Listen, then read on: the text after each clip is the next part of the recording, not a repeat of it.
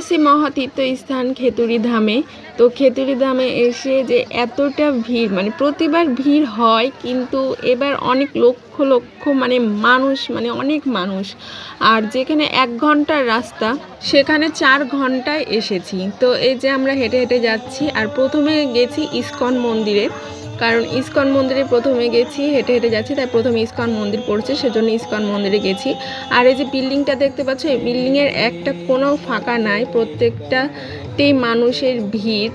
তো মানুষ আগে থেকেই এই অনুষ্ঠানে অংশগ্রহণ করার জন্য আগে থেকে অবস্থান করে আছে 5-7 দিন আগ থেকে। তো এই যে আমরা এখানে ইস্কন মন্দিরের ভিতরে ঢুকে ভগবানকে দর্শন করে নিই। তো দর্শন করে এখানে আমরা দাঁড়িয়েছিলাম, আমার মারা ভেতরে গেছিলো। তো সবাই একসাথে হয়ে এখন খেতুরি ধামে আমরা যাব। তো এই যে খেতুরি ধামে চলে আসি, এসে এই যে সবার সাথে দেখা হয়ে যায়, কথা বলছিলাম।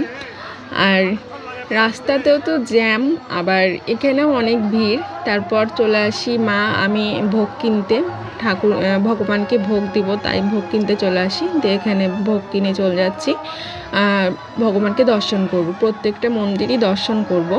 তো সেজন্য চলে যাচ্ছি। আর আমি এই যে এদেরকে ডাকছিলাম যে আসো। তারপরে এই যে ভিড়ের মধ্যে সবাই মিলে উঠে প্রত্যেকটা মন্দির এক এক করে দর্শন করেছি। প্রত্যেকটার ভিডিও আসলে নেওয়া সম্ভব হয়নি এত ভিড়ের মধ্যে, যতটুকু পেরেছি অতটুকুই তোমাদের সাথে শেয়ার করছি। তারপরে এই যে শেষে এসে তুলসী দেবীকে আমরা দর্শন করে নিচ্ছি ঘুরে ঘুরে। তো এখানে তুলসী দেবীকে দর্শন করে নিচ্ছিলাম ঘুরে ঘুরে। তো খেতুরি ধামে এসে আমরা ভোগও খেয়েছি, ভোগের ভিডিওটা আসলে করা হয়নি। তো ভিডিওটি ভালো থাকলে